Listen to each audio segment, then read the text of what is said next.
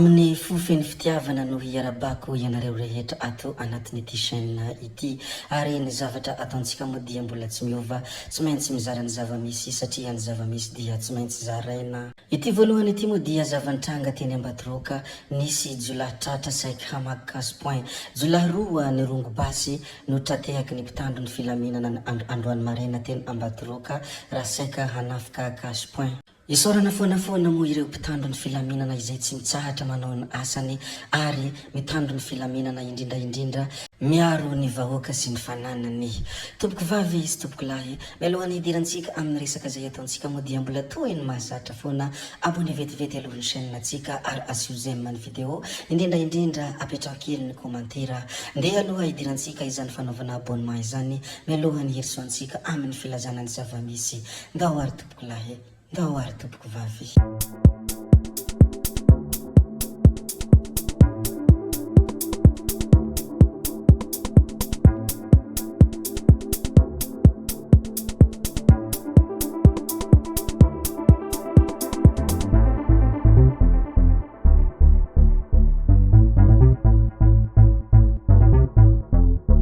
Rehefa vita moa ny fanaovana iny abonnement chaîne iny dia andeha ary isika hiditra avy hatrany amin'ny filazana ny zava-misy. Na hanombohantsika izy moa dia any amin'iny Ankiabeny Salo iny miomana amin'ny famindram-pitantanana ny commune.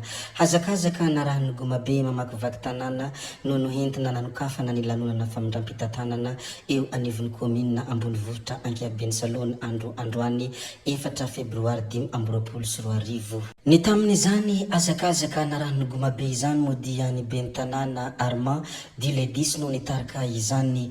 Hosiky sy Gomabe no natao mba hitazonana ny kolotsaina tsy mihety. Izy raha temo voalan'ny ben'ny tanàna dia nisafidy ny hiaraka amin'ny fikambanana Gomabe Sofia hitohy amin'ny lanonana ara-panjakana famindram-pitantanana ara-hetsika maro isan-karazany izany ho firisona amin'ny Rivobovo hiainan'ny commune manomboka izao. Izany moa ny zava-nisy teny Ankiabeny Salo ny resaka fiomanana amin'ny famindram-pitantanana ny commune koa dia zareko aminareo miaraka amin'ny reto sary mahafinaritra ireto. Rehefa voalazantsika moa ny mikasika an'izay dia mazava ho azy fa ilaza ny zavatra manaraka indray isika. Fa ity anankiray ity kosa dia anisan'ny tena nahoraka tao amin'ny tambanjotra Facebook ary no hamarininy Andramatoa Toavina Rabe mihitsy ity vaovao izay nivoaka ity. Ramatoa Bejamba voaroaka amin'ny trano fonenany. Ramatoa iray 20 taona jamba tsy mahita ary tsy salama no misy mandroaka miala amin'ny tranony izay efa nipetrahana hatramin'ny taona 720. Araka ny loharanom-baovao hatrany moa dia raha ny fitantarany Voamaraina nahitana Andianjatovo sy solontenan'ny wc ary mpitandro ny filaminana no tonga tao antranony ka namoaka ny entana avy hatrany. Tsy manan-kelofana nefa ity Ramatoa be ity ka tena mampalahelo araka izao sary hitantsika izao. Ny manaraka indray ihany koa dia resaka teratany frantsay izay tsy hita popoko eny an-dranomasina. Lehilahy iray teratany frantsay no tsy hita popoko an-dranomasina ny alakamisy lasa teo tany Fort Dauphin.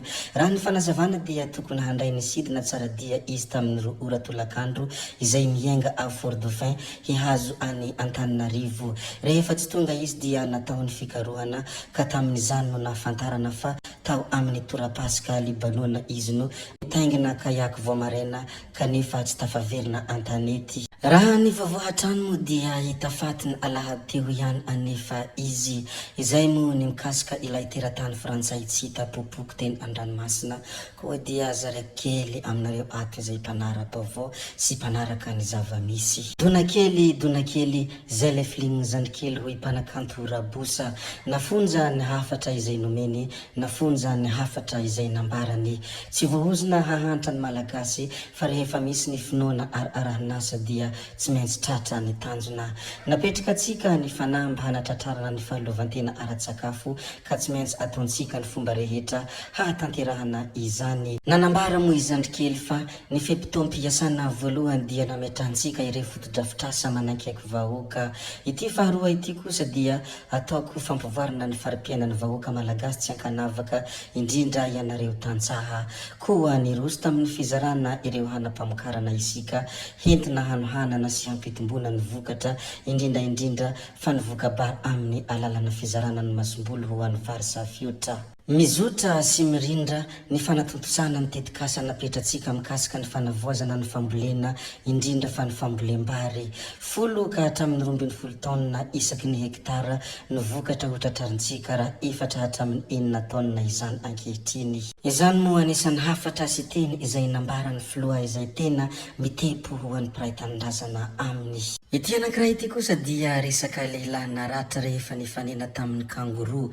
Lehilahy iray eo amin'ny 20 taona eo no naratra mafy voatafiky ny kangoroa tany Australia ny herinandro lasa teo. Raha ny fanazavana dia miisa 2 ny kangoroa nifanena tamin'ity lehilahy ity nandeha nivoaka ny tranony hamonjy ny fiarany. Lasa nitsoka anefa ny iray fa ny iray mirefy 2 metatra milanja 100 kilao kosa no nanafika ilay lehilahy. Voavonjy ny manodidina nefa izy ary nentina namonjy hopitaly avy hatrany. Anisan'ny vaovao nalaza tany ivelany moa izany ka izy indrindra antony izarako izany aminareo ny resaka lehilahy naratra rehefa nifanena tamin'ny kangoroa. Hiresaka mikasika any Etazonia sy ny Chine indray isika satria anisan'ny tena malaza maneran-tany moa ity vaovao mikasika any Chine sy Etazonia ity. Raikitra ny ady ara-barotra, raikitra ny ady rehefa nilaza i Donald Trump fa hampitombona 10% ny haba alaina amin'ny entana avy any Chine dia nilaza koa i Pekin androany fa hakana haba hatramin'ny 5% ny harina sy ny gaz naturel liquéfié izay avy any Amerika ary haba 10% kosa ho an'ireo vokatra Amerikanina toy ny milina ilaina amin'ny fambolena ary ireo fampiasa amin'ny fanatanjahantena na hoe gros cylindré. Tafiditra ao anatin'izany haba 10% izany ihany koa ireo kamionety raha araka nambaran'ny ministry ny vola ao Chine. Izany moa ny vaovao mahoraka maneran-tany ary malaza maneran-tany ny mikasika any Etazonia sy Chine le hoe raikitra ny ady ara-barotra. Rehefa avy nilaza ny firaketany ady ara-barotra iny moa isika dia andeha ary isika ilaza kely ny mikasika ny toaka gasy nahondrana antsokosoko tratra tany Komoro. Voaingana teo zay no nahatratraran'ny mpitandro ny filaminana komorienne ny fanondrarana toaka gasy tao Moheli raha ny fanazavana dia nampidirina antsokosoko tao amin'ny archipel ity toaka gasy ity izay toerana mifehy fisotroana toaka. Ankoatr'izay ihany koa dia mifindra monina tsy ara-dalàna no tratra niaraka tamin'ny io toaka io ary olona maromaro noho izany no voasambotra ary mbola misy ny karohina. Izany moa ny zavanizy tany Komoro koa dia zaraiko. Tompoko vavy sy tompoko lahy, zay ihany koa no namarana ny videontsika koa dia mankasitraka anareo na vitany hainao hatramin'ny farany ary mbola manintana anareo foana ny mbola hanaraka ny video manaraka izay alatsaka hiato misesisesy. Zay fa tsy halavaina ny resaka hametra veloma izay veloma vetivety amin'ny manaraka indray no manao ny misimisy veloma ary tompoko lahy, veloma tompoko vavy.